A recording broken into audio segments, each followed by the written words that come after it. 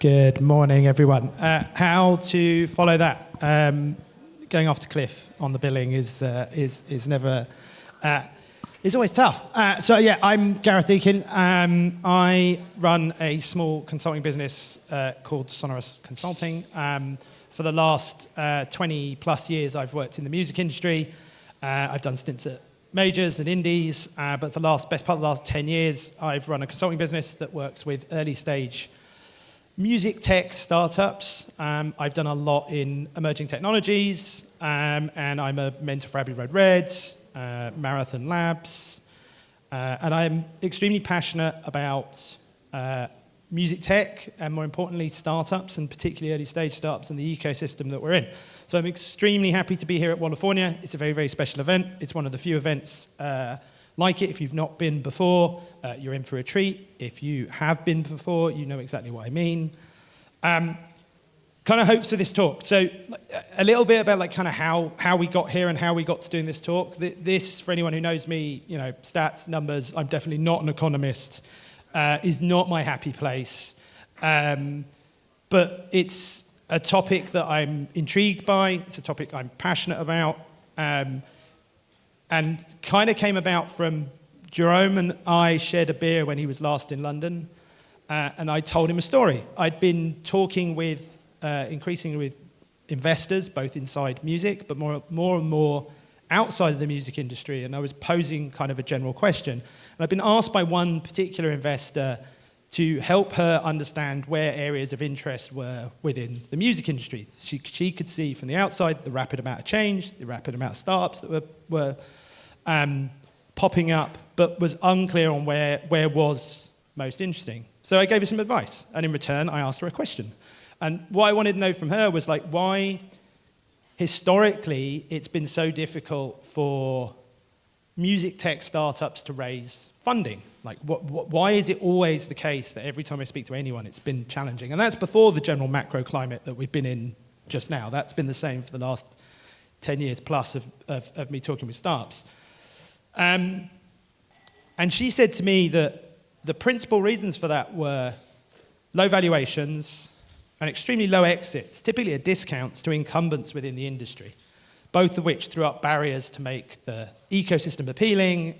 Add that to the complexity of spotting where to kind of deploy capital and the rest of it. Other areas just look like easier wins. So this kind of got me thinking further and got me intrigued. So if this is true, then essentially it's somewhat self-defeating as a cycle. If we can't raise that perception, it's harder to get funding in, et cetera, and that just perpetuates the same situation that basically you'd perceived. So I posed this question to Jerome, and we got kind of talking. And the question that led on from that was like, actually, how come music conferences in general, we spend a huge amount of time talking about music, amazing, obviously. We spend a huge amount of time talking about fans and fan relations to music and adoption and technology. We spend a ton of time talking about music rights, endless amounts of time talking about music rights, and have done for decades. We spend very, very little time talking about the challenges of building businesses or startups within the music tech ecosystem. So my hope for this talk, in some ways, and the hope for what I proposed to Jerome was perhaps we could start something that kind of kicked that off and got more into the weeds of understanding what that was. And when starting to do that, part of the challenge is it's extremely difficult to find much data on music tech startups for the same reason. The ecosystem, lack of transparency, there's a lack of collaboration. There's tons happening. There's tons of pockets of ecosystems all across the world.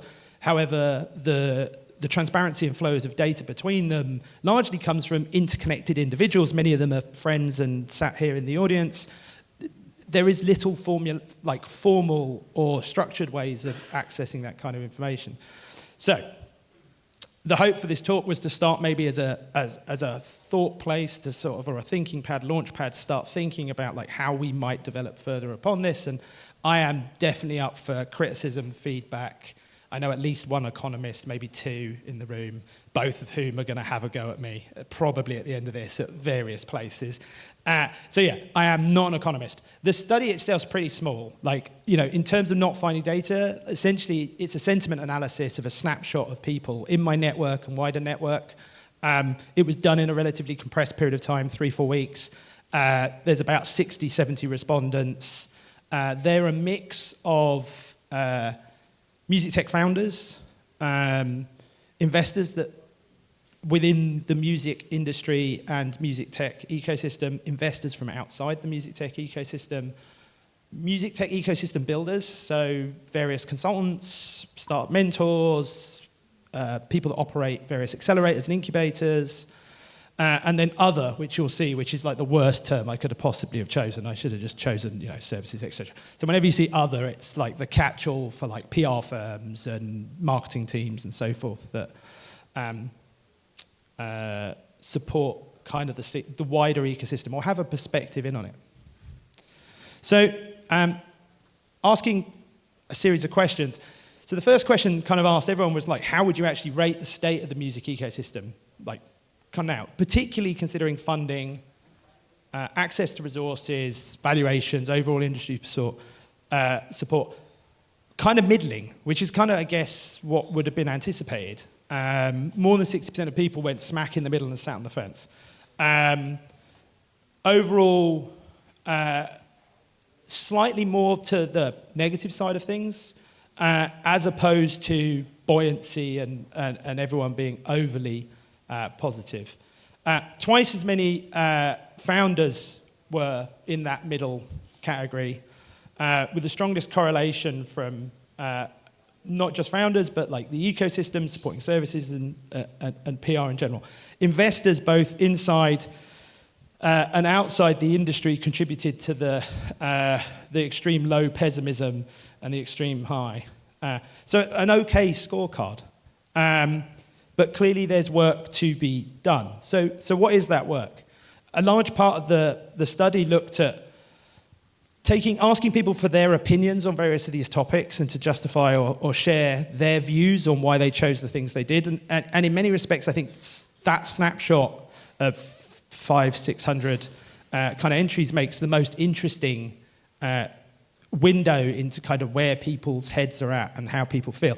And throughout this presentation, I've got a snapshot of some of those and I've picked some of those to help try to illustrate things. So awareness was one of the things, a theme that came up again and again. The general sentiment inside the scene is it's amazing, it's extremely supportive, but that we kind of live in a tech kind of ghetto, where we're undervalued effectively versus the outsized impact we have on culture. Funding and innovation. So again, echoing, I guess, the point that the investor I spoke about at the beginning had spotted, the ecosystem is more vibrant possibly than it's ever been. Certainly in the 20-something years I've been in the music industry, definitely in the last decade plus that I've been working with startups, I've been more and more excited every single year. It's got more impressive, more interesting. The spread of startups and the caliber of founders has just continually evolved and continually grown. But it's still extremely difficult to build businesses in this space. And there are a number of complexities that were identified again and again. Licensing continually came up through the entire, from everyone, virtually everyone's feedback. Reluctance of investors to kind of get beyond past poor performance. Talent and diversity. A concept of if we don't really solve some of this, someone made a really good point that our time is kind of now. We've got this kind of explosion of kind of startups, and if we don't actually start to address these things, currently we're going to miss the moment. I think one of the areas this probably is most prevalent is essentially the best innovations, technologies, and investors will move on from the music industry, or just those capital will be deployed elsewhere. And the gatekeeping, the market potentially being perceived as small, and again, the low investment being a big contributor. And then also the fact that, and I know this from my own work with most startups, there's still very male-orientated sort of glass ceiling within both the music industry and within MusicStartupLand. Then we asked people like how optimistic they were. And this was definitely no fence sitting, overwhelmingly positive, driven primarily by founders and ecosystem builders, as well as investors in music tech. The pessimism, the sole tiny island of pessimism there, came from investors outside of the music industry. So what's driving that optimism? I guess echoing some of the comments before, the ecosystem. So the music tech associations, the hubs, the networks that are being created all around the globe, which in themselves serve a very useful purpose of making it much easier for music tech companies to collaborate and enter markets, as well as giving artists and music businesses much better access to tools and services and help us solve some of the problems that we see in terms of fragmentation.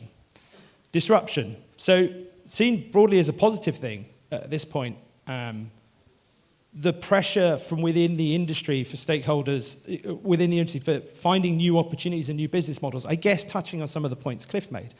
Technology and the recognition that some of the current models, the fact that we're in a kind of post-scarcity, kind of digital music consumption world with a business model that's still very much hinged on scarcity, control of rights, et cetera, and how that technology is bypassing those existing firms and service providers with more and more companies and technologies springing up.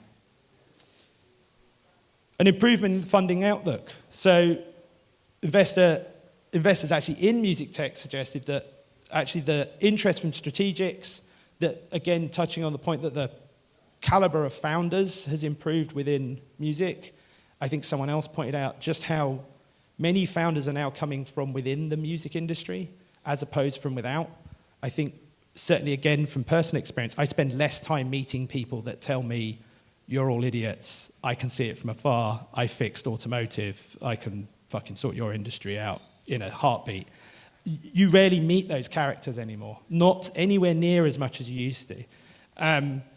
And that's genuinely because people from within the industry, as the industry has broadened and it's become much more than just working at the majors and there's so much technology everywhere, most of the founders I work with or I have met who are solving problems in the industry have done so because they've seen it firsthand and gone off to go and fix it themselves.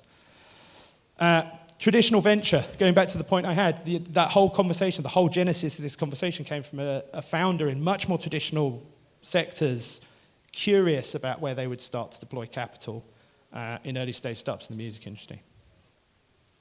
Opportunities and challenges.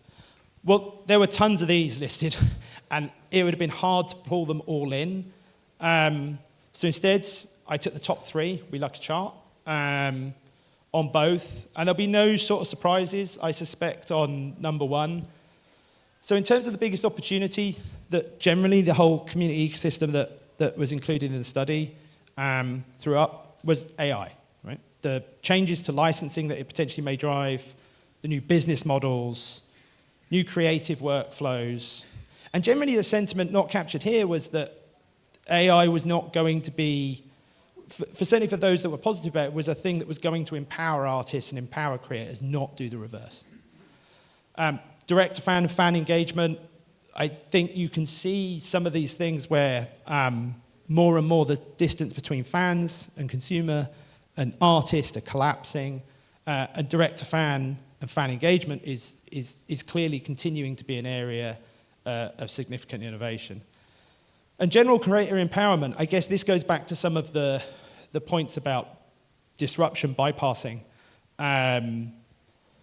New monetization models, tool for artists, a focus on just the sustainability of our industry. If we have a situation where artists and creators are unable to be remunerated for the works they do and the culture and creativity that they produce.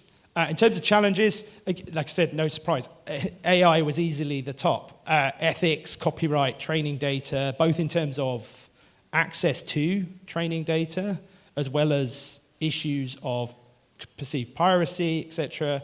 And then similarly, again, like actually adoption into existent workflows. Actually making this technology go from where the barrier lowers, because it's somewhat accessible, to the barrier like becomes part of what artists are actually able to use. The major labels crept up here, like a number of times, particularly, I mean, it was generally referenced as labels, but majority was mentioned for focus around the majors themselves, control, caution around new technologies, unequitable deals, dominance and market concentration, and then funding. Funding came in kind of third, especially around early stage R&D and the lack of diversity in sources of funding. You know, most of this conversation where I started from was talking to VCs, but what about funding sources from other areas, government funding, or like government R&D, innovation across Europe, in individual territories and countries where there could be space for collaboration. Some of the themes that came up through this section was transformation. Talking again, I guess, about AI, and it's going to be very difficult to take a snapshot this year on anything to do with the ecosystem and not bump into AI consistently. I like this quote, like the transformation, technology is changing entirely what's possible. The idea that AI is a force multiplier, the idea that AI is not necessarily creating new challenges or new problems for the most part, and it's essentially exacerbating things that already existed, or in many cases, multiplying things that were already trends and activities happening, creator economy, et cetera, et cetera. Opportunities. Linked to AI, the fact that new forms and new formats or new kinds of monetization models are being unlocked by technology, which will continue to drive interest in music and the sector and the diversity. There was a thread that's not really, I think, carried through in the slides, but around the need to create top-line business models beyond just the consumption of music, both for artists, but both for the growth of the ecosystem, and the idea that that is essentially how we grow the pie.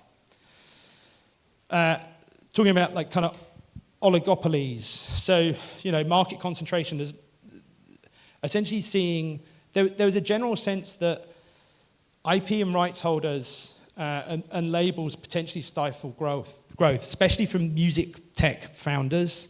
The majority of music tech founders were sharing opinions that the main IP holders were generally an impediment to doing things, whether that was access to data, innovation licenses, inequitable deals, and a general feeling that right now that need to try and maintain the status quo was something that was basically going to hold back innovation around business models.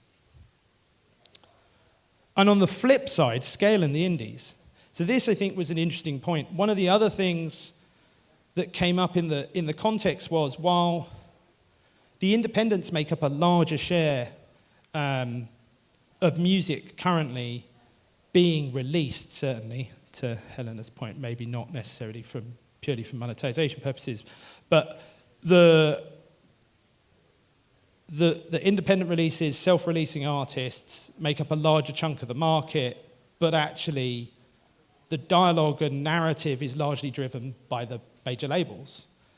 Add to that, I think for most startups that then want to engage with independents or the independent sector, the lack of scale is a huge impediment to being able to do that effectively. There are just too many targets to try and hit. Competition for funding. So I guess a similar thing about the narrative being dominated by particular things. So we like new things. We like shiny toys. AI is definitely the shiny toy at the moment. And I say that having been in an AI music startup early, so much love for music AI. But an awareness that whilst it's becoming perceived that music is potentially a good and interesting place to invest, and there is money obviously flowing into music catalog and music rights. However, most of the money on the startup side is going to start flowing into music and AI tech, and the competition for funding is going to make it harder for other types of companies building other things for very real problems that we have, or very real challenges we want to solve across the industry.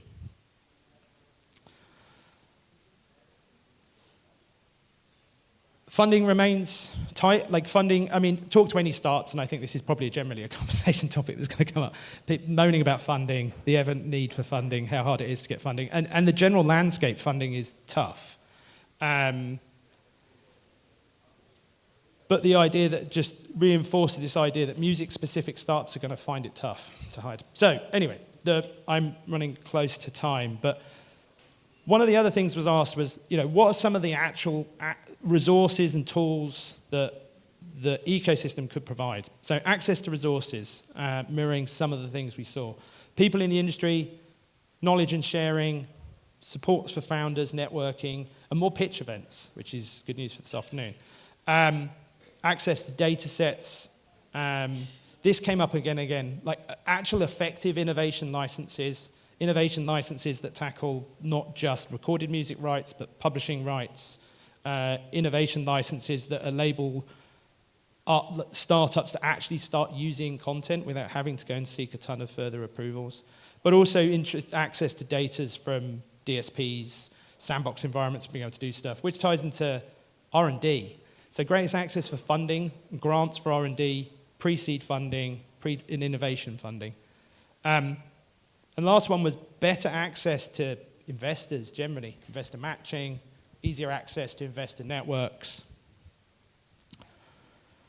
So just sort of wrapping up and final kind of thought, work to do, I think, is probably the summary of the scorecard in 2023. And I like this quote a lot. There's still a lot to do, but the quality of the startups and the entrepreneurs are growing every year. And I think if we can figure out how we as an ecosystem continue to build things to support them at greater and greater scale, we have a very bright future ahead. Thank you all very much. Cheers.